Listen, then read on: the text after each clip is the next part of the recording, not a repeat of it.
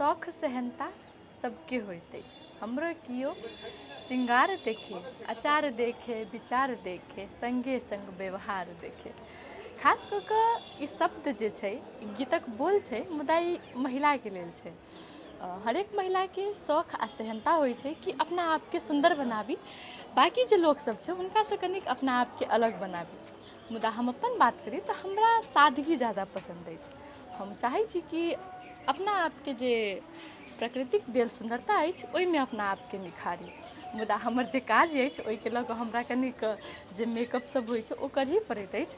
हाँ, मुदा फिर हमरा पहिरनके बहुत शौक अछि।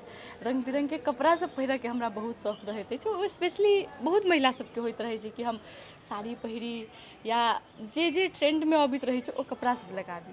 तऽ हमरा स्पेशली साड़ी आ सूट बहुत पसंद यऽ। ओना हम लगबऽ लए सब कपड़ा सब लगबैत रहै छी। चाहै छी कि हम रूपसँ नहि, लेकिन जे पहिरन होइ छै ओहि सबसँ कनिक ज़्यादा सुन्दर लागी।